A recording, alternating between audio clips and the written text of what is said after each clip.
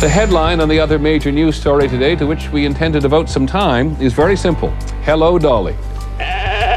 In February of 1997, a Finn Dorset sheep named Dolly sent waves of future shock around the world. The first living, breathing clone of an adult mammal. It's possible we're seeing a scientific explosion comparable to the atom bomb or the moon rocket or DNA itself. For many, it was a case of science gone too far. Are we acting more like the creator than creatures? Are we trying to play the role of God and all this? Predictions multiplied about just what this breakthrough would bring. Soon it will be possible to give her thousands of absolutely identical sisters. Animals could be cloned with human diseases and new therapies tested on them. Endangered species can take heart. This is not an elaborate, sophisticated technique.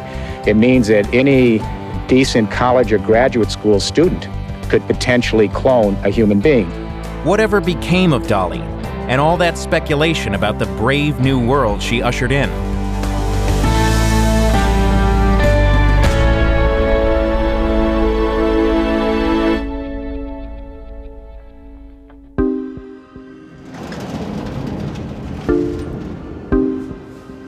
On July 5th, 1996, Scottish scientist Ian Wilmot received the news he had been waiting for.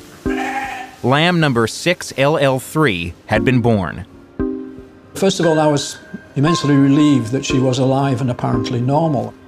There was a slight feeling of sort of awe, if you like, at the potential impact. Wilmot and his team at the Roslin Institute outside of Edinburgh had spent several years trying to do what no one had before: to successfully make a clone of an adult mammal.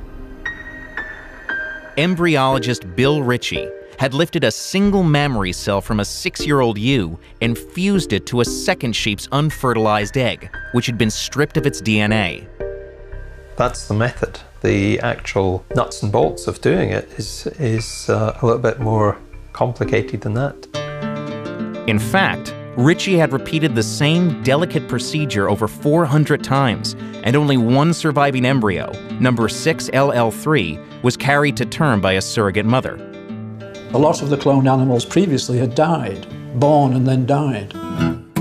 But this particular lamb got onto its feet very quickly and started bleating and looking to get its first feed of milk from its mother. After the delivery, it was John Bracken's wisecrack that christened little 6LL3 with the name forever etched in the annals of scientific achievement. I turned to my colleague and said, the lamb is being created from mammary cells, and basically I thought it would be a good idea to call her Dolly after Dolly Parton. I don't think I need to explain any more than that. The few at Roslin who knew what made Dolly so special were sworn to secrecy. We knew it was going to be a big story. We were going to get a lot of media scrutiny, and the top journals will not publish papers about things which have already been publicized. They managed to keep Dolly under wraps from July until February. Then, just days before the news was set to be released, somewhere or other there was a leak, and because it was published in a Sunday paper, the thing blew. It's a very long time since a science story on Sunday made such waves on Monday. The news was that scientists in Scotland had successfully cloned a sheep in a laboratory. An exact copy made by a combination of genetics, biology, and technology. I think you would say all hell had broken loose. It was just bedlam. A brave new world has arrived with the debut of Dolly, a 7-month-old lamb.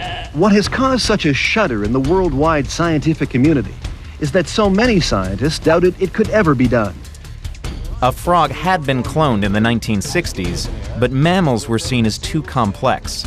It was a seminal watershed event, and no one saw it coming.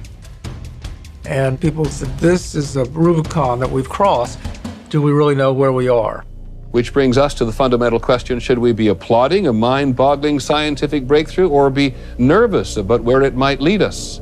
Picture a world where hunger has been wiped out by our ability to clone the best cattle in great number, but where war threatens because some future Hitler decided to make multiple copies of himself. What sensationalized it was that people began to say, well, could we do this with humans? And people tended to assume that this would happen. Cloning a human being is closer than almost anyone had even imagined. Now it seems that one day scientists could take a single cell from a more sophisticated creature, say like me, pull out my DNA, stick it in a new cell, plant the cell in a womb, and 9 months later, out would come a genetic copy of me, a clone. The tantalizing prospect of cloning human beings soon overshadowed the true scientific promise of Dolly.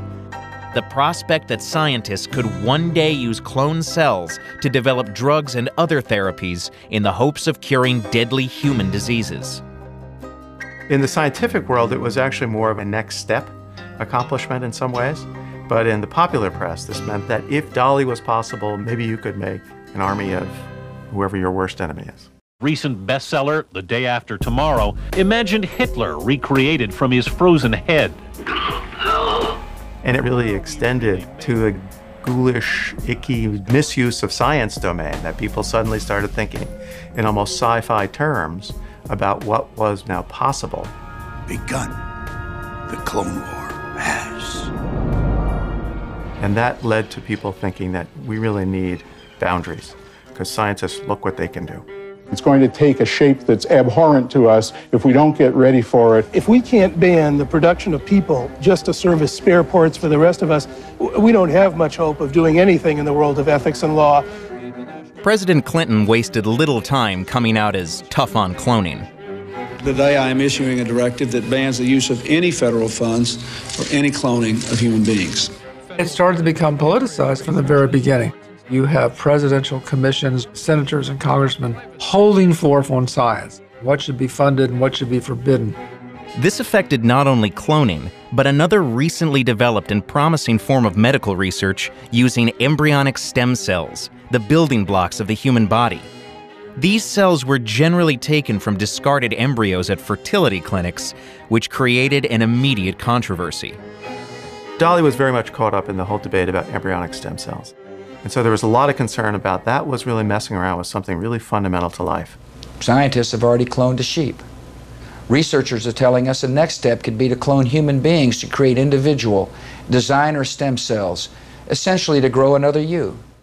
In August of 2001, President George W. Bush restricted federally funded medical research to a limited number of stem cell lines, many of which turned out to be useless to American scientists, who had been among the first to isolate human stem cells.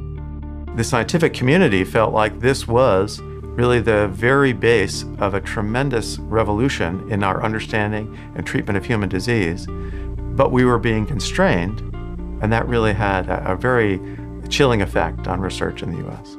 It's kind of like we invented the first printing press, and then we decided, hey, we're not going to use it, it's too scary. And the Koreans and Indonesians are saying, hey, give it to us. We got some books we want to print. While the cutting edge of stem cell research took hold overseas, the latest feats of cloning continued to capture the public's imagination.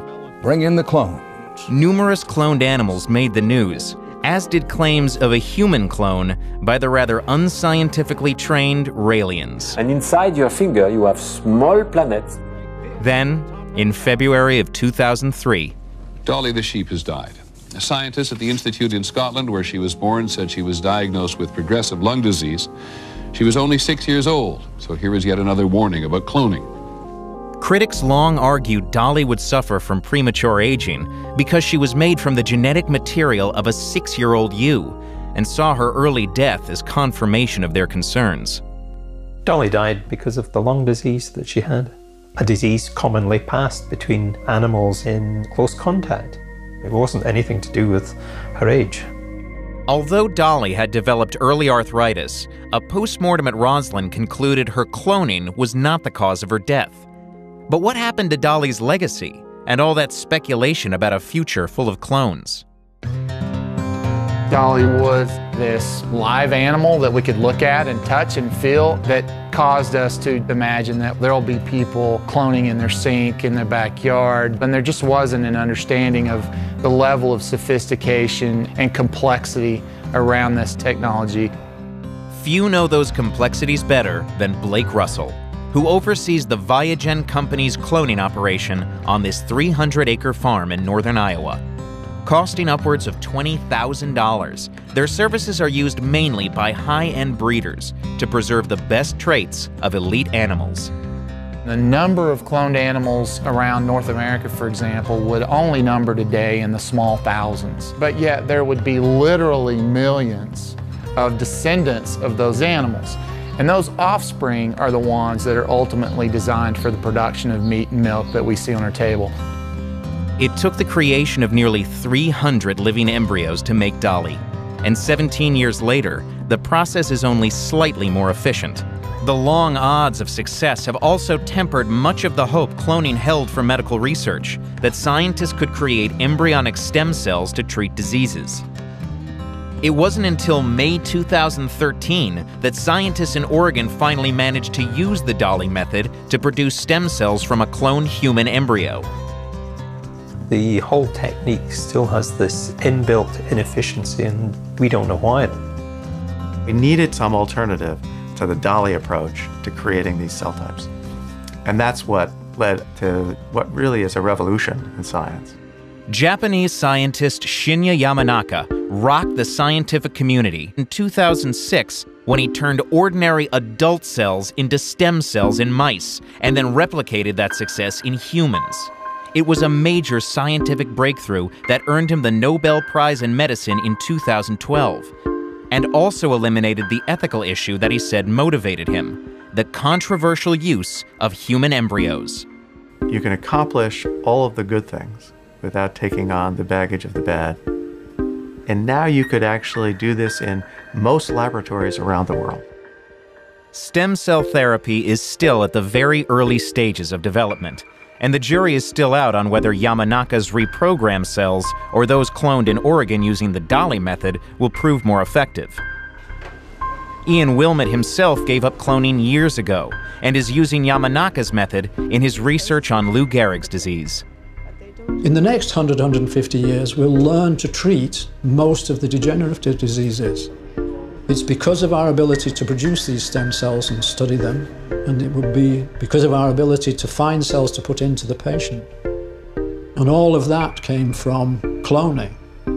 It started people thinking, well, if we can take a cell and make it into a whole animal, what else can we do with those cells? President Obama lifted the ban on stem cell funding in 2009, but Skadden says its impact on his field still resonates. It is something that is a little disturbing, because it was a way in which science suddenly was fighting against non-scientific principles. That legacy is the one that I think is the most troubling. Dolly herself is on permanent display at the National Museum of Scotland. She is a favorite among both kids who never knew a time when making a clone was pure science fiction and adults who remember the stir in the winter of 1997 when Dolly turned that fiction into fact.